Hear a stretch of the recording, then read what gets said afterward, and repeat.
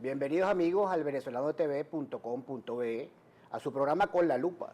Hoy tenemos un invitado especial, al dirigente político, director general de IFEDEC, Pedro Pablo Fernández. Pedro Pablo, este es un programa en donde se suelen abordar diversas materias.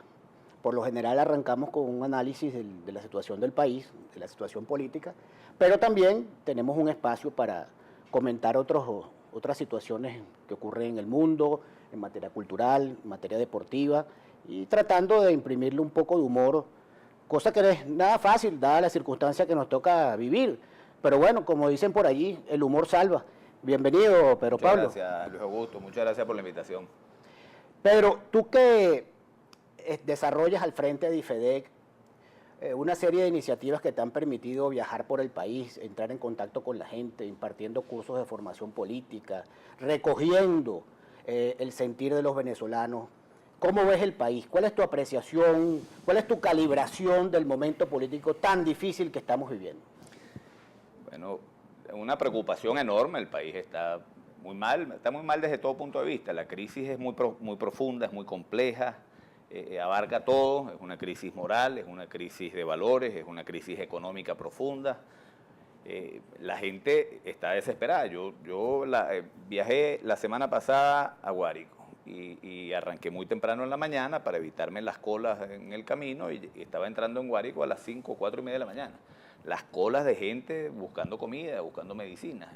Es decir, la gente no tiene que comer, no consigue comida, no consigue medicinas, pero además cuando las consigue no consigue el dinero suficiente para pagarlo. Es decir, es una crisis grave que está en juego la vida de seres humanos en Venezuela. Y después una crisis de valores que acompaña todo esto, que lo estamos viendo todos los días con cosas que veníamos comentando antes de iniciar el programa, que afectan profundamente la vida de los venezolanos. Y superar esta crisis va a tomar mucho trabajo y no le estamos poniendo suficiente seriedad a la discusión de los temas realmente importantes. Pasamos todo el tiempo en una diatriba política permanente, un conflicto político, y estos problemas de los venezolanos se están atendiendo. ¿Y cuáles son, a tu criterio, los problemas importantes que el discurso político omite? Mira, este tema, el tema económico y social, este es un tema que hay que abordar, que hay que resolver. Mientras el liderazgo político está solamente distraído en la confrontación, y el gobierno particularmente lo que hace es confrontar con todo el mundo, bueno, los problemas se van agravando, se van agravando y se van agravando, porque no hay manera de resolver el problema económico y social en este ambiente de confrontación, en este ambiente de enfrentamiento. Es decir, es necesario sumar voluntades de mucha gente, crear un ambiente además en el país más propicio para que haya inversiones, para que se puedan superar todos estos problemas económicos y sociales. En este ambiente es imposible que el país marche. ¿No crees tú que le correspondería al gobierno tomar la iniciativa para crear ese ambiente político, asumiendo que el principal problema económico es la concepción de un modelo centralizado que ha evidenciado su fracaso en todas partes del mundo, esa hiperconcentración del poder, que tiene una nueva expresión, a mi juicio, condenada al fracaso, como es esto de la repartición de bolsas de comida, sí, que es los famosos CLAP? ¿No le correspondería entonces al gobierno generar, propiciar las condiciones básicas para un diálogo fructífero, de manera de tratar de buscarle respuestas a estos problemas que tienen que ver con la vida de la gente? Absolutamente. La primera responsabilidad la tiene el gobierno, que es el que tiene la caja de los machetes. Es decir, el gobierno tiene la posibilidad, los instrumentos para cambiar la situación las tiene el gobierno hoy, y no lo hace. El resolver el problema económico y social pasa en primer lugar por rectificar el modelo. Es decir, no es posible. ¿Qué es lo que ha producido este modelo? Una caída en toda la producción. Es decir, el país está produciendo menos de todo. La industria química paralizada, la industria automotriz paralizada, la industria agroalimentaria. Es decir, todo está paralizado producto de un modelo que es propia, un modelo que ataca la propiedad privada, un modelo que no incentiva la producción. Bueno, hemos dejado de producir. Y dejamos de producir en un momento con precios de petróleo muy altos. ¿Y el gobierno qué hacía? Bueno, importo porque tengo un montón de divisas producidas por el petróleo. Ahora, el precio del petróleo bajó y ahora no tenemos los dólares para importar todo lo que hemos dejado de producir. Esa situación es grave.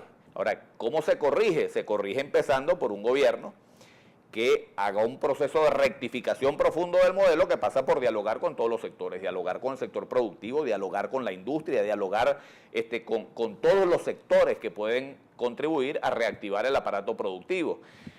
Dialogar con el mundo, dialogar con los países del mundo. Venezuela pelea adentro, el gobierno pelea adentro y afuera con todo el mundo. cuando lo que necesitamos es generar confianza en el país para que haya inversiones y podamos reactivar el aparato productivo. Pero además, Pablo, el diálogo es subsidiario de la racionalidad política. El mundo ha evolucionado sobre la base del diálogo y la conversación para resolver sus problemas, por la vía civilizada. La alternativa al diálogo, la alternativa a la política es la guerra. Así es. ¿Tú tienes algún elemento que permita afirmar que hay voluntad o que hay sectores en el gobierno que tienen una voluntad política para generar las condiciones mínimas de un diálogo político en Venezuela? No lo ha habido nunca. Es decir, aquí se ha hablado de diálogo, pero siempre se ha hablado de diálogo de manera absolutamente hipócrita. La verdad es que nunca ha habido. Hay gente que critica el diálogo y dice, no, es que el diálogo no ha funcionado. No, el diálogo no ha funcionado, no ha existido. Aquella cosa que vimos en una oportunidad en televisión entre unos señores del gobierno y unos de la oposición, eso era un debate, eso no era un diálogo. El diálogo es sentarse a resolver los problemas. El diálogo no es el fin, es decir, yo no busco que la gente dialogue, a mí no me interesa si la gente dialoga o no, porque el diálogo es un instrumento, es una herramienta, no es un fin, claro. Es una herramienta. El tema es qué haces, para qué dialoga. Bueno, fíjate, sobre el diálogo, ayer Américo Martín en su discurso de orden a propósito del 5 de julio dijo lo siguiente, vamos a escucharlo. Pero añado, el diálogo y la negociación sirven también para evitar que la sangre llegue al río y que las rectificaciones del poder transcurran en forma pacífica, constructiva y ojalá, aunque sería mucho pedir, amable.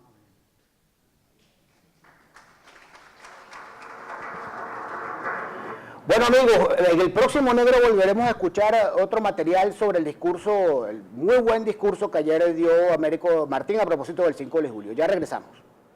Volvemos a su programa Con la Lupa con nuestro invitado especial de hoy, el dirigente político Pedro Pablo Fernández. Perucho, en el Negro anterior hablábamos del diálogo como herramienta fundamental para todos los ámbitos de la vida de los seres humanos, pero en particular de la política.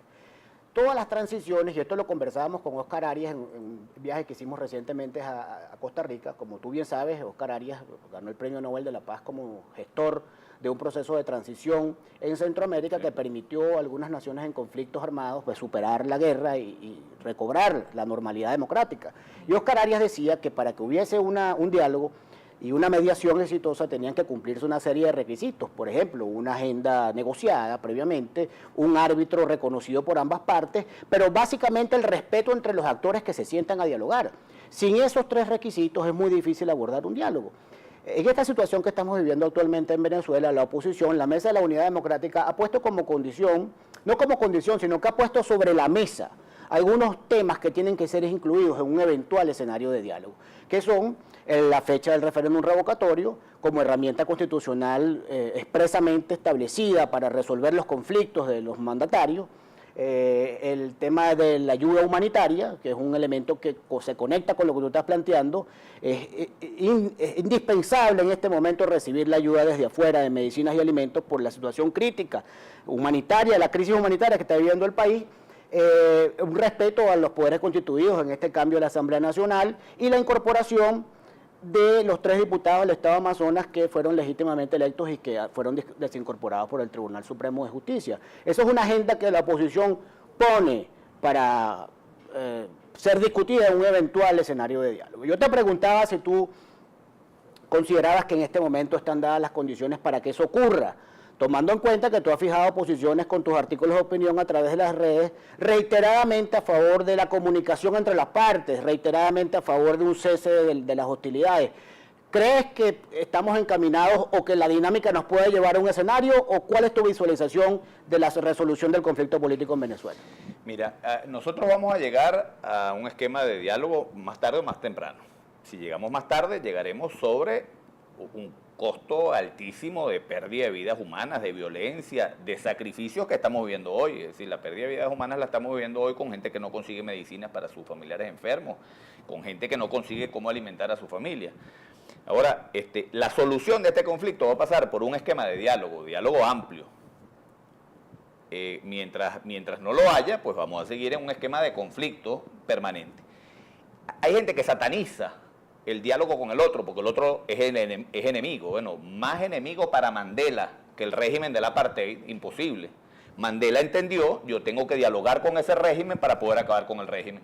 Y gracias a que tuvo el coraje de enfrentar eso, porque todos sus amigos, los jóvenes de su partido, cuando él les contó en la cárcel que estaba dialogando con el gobierno, lo escupieron.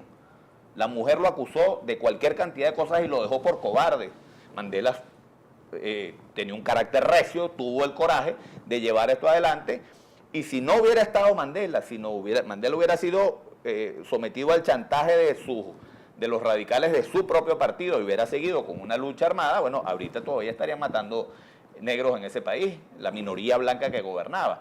Ahora, la democracia cristiana que logró la transición en Chile del gobierno de Pinochet, que había asesinado gente, que había violado derechos humanos, lo hizo en un proceso de negociación y de diálogo con el gobierno, porque no hay otra. Sí, los americanos se sentaron con los vietnamitas a negociar unas condiciones para ponerle fin, y eran unos, se estaban matando entre sí. Por cierto, ayer Carlos Raúl, disculpa que te interrumpa, Carlos Raúl Hernández, en uno de sus artículos brillantes, a los cuales nos tiene acostumbrados, decía que durante la crisis de los misiles, Khrushchev y Kennedy mantuvieron un diálogo permanente, que fue lo que evitó el desenlace nuclear, y que Fidel, por el contrario, trabajaba en función de la destrucción del planeta, porque supuestamente a propósito de eso iba a renacer una nueva raza socialista y libertaria. Pero precisamente ese teléfono abierto, ese canal de comunicación abierto fue lo que permitió que se resolviera políticamente la crisis. ¿Y tú estás hablando te pregunto lo siguiente. Mucha gente dice que el gobierno lo que está es ganando tiempo, que el diálogo del gobierno es poco serio. ¿Qué valoración tienes tú? El gobierno no gana tiempo, se pierde tiempo mientras no se dialoga. El gobierno viene capa caída, y mientras no logremos superar mediante la concertación de voluntades este conflicto, el gobierno cada vez va a estar peor. El gobierno no gana tiempo, lo que perdemos tiempo somos los venezolanos viendo una diatriba que no nos resuelve. Gana tiempo desde el punto de vista maquiavélico, citando a Nicolás Maquiavelo, que bueno, porque conserva el poder, pues es a lo que me refiero, pues. Claro, ahora un precio altísimo, porque el propio gobierno, es decir, la propia gente que está en el gobierno, la primera razón para ceder y para ir a un proceso de diálogo que permita que el país pueda mejorar, un proceso de rectificación, porque no solamente diálogo, no es que dialoguen, es que rectifiquen su política económica. Mientras más se tardan, eso tiene, en primer lugar, una condena moral, tiene que tener, es decir, es inmoral lo que están haciendo con los 30 millones de personas que vivimos en este país. Pero es que además es una tontería desde el punto de vista político, porque eso lo van a pagar. Es decir, mientras la situación se agrave más, desde el punto de vista individual, cada uno de ellos tiene que estar más preocupado cuál va a ser el desenlace de esto. Es decir, yo creo que actuar con responsabilidad con las personas en primer lugar, con la gente que está haciendo cola hoy, que no consigue medicinas para sus familiares que están enfermos y necesitan un tratamiento que no puede parar, gente que está enfermo de cáncer, niños enfermos de cáncer que no tienen los materiales para hacer la quimioterapia, gente que no puede comprar la comida para alimentar a su familia. Oye, si eso no obliga a una gente que tiene una responsabilidad, y la primera responsabilidad la tiene el gobierno, a ir a un proceso de búsqueda de entendimiento para superar esta situación, bueno. Fíjate, Perucho, volvamos con otras imágenes del discurso de Américo sobre el diálogo, porque lo que acota a continuación es muy importante. Naturalmente, hay diálogos serios y diálogos poco serios. Los primeros son necesarios e inaplazables. Los segundos, inaceptables.